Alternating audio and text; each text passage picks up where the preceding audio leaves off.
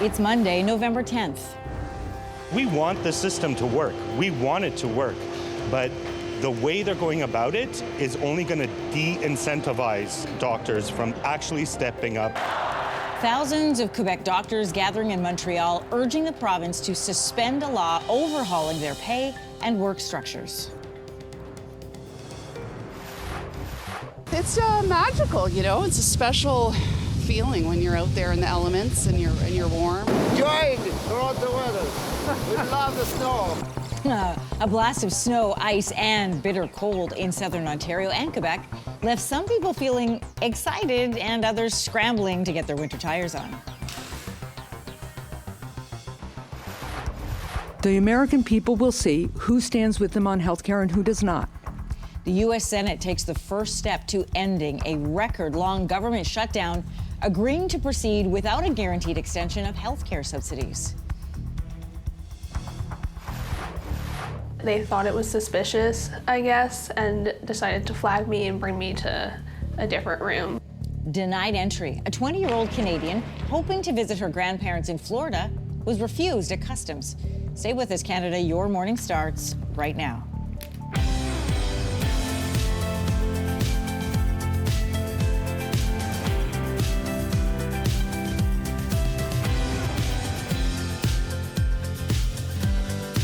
Good morning, Canada. Welcome to Your Morning. I'm Anne-Marie Mediwake. Good morning, everybody. I'm Lindsey Deluce. I'm Kelsey McEwen. Hopefully your day is off to a great start. That was a full-on snowstorm yesterday. Nice. Yes, I was. It wasn't just like it was a...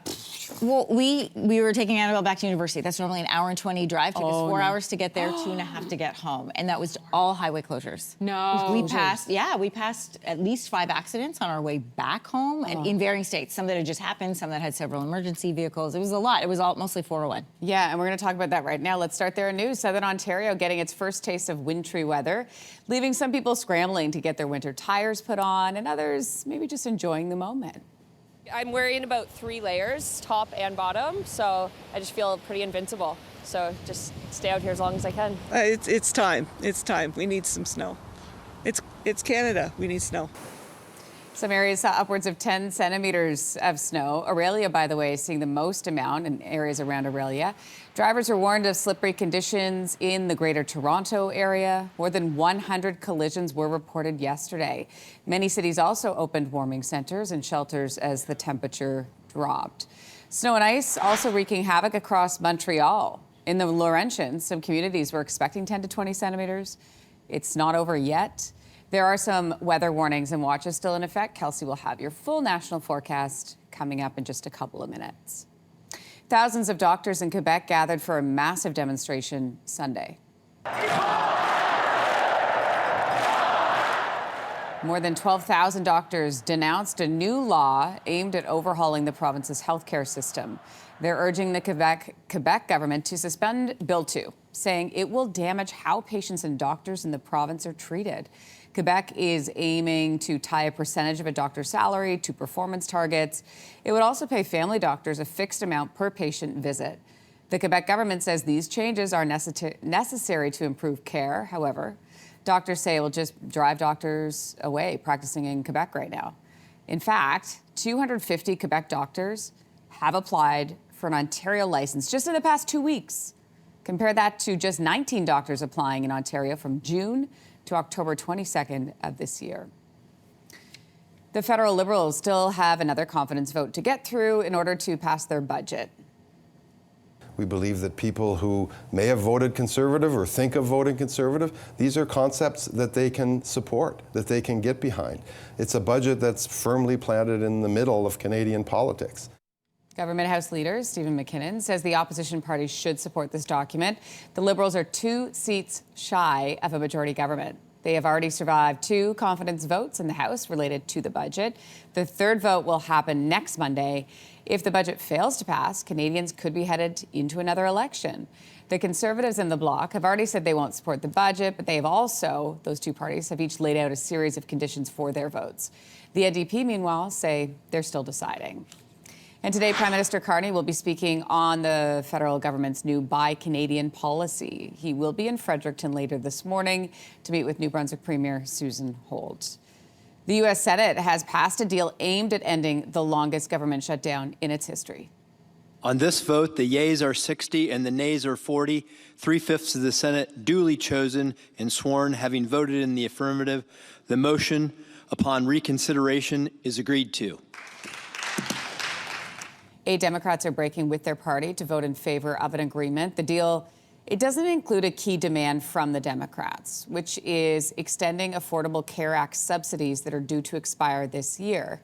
Instead, Republicans are only promising a future vote on health care at some point next month. The deal will need to clear several more hurdles before federal workers can get paid and services can return. 1.4 million federal employees have been on unpaid leave or working without pay since the U.S. government ran out of money on October the 1st. A 20-year-old Canadian flying to the States to visit her grandparents says customs officers turned her away, claiming they thought she was trying to move there. I was starting to hyperventilate a bit, and then they tell me that I'm denied entrance to America. They thought that I was illegally immigrating to the United States. 20-year-old Julia had a round-trip ticket booked with Porter Airlines. She was flying to visit her grandparents in Orlando, just as she had done in February.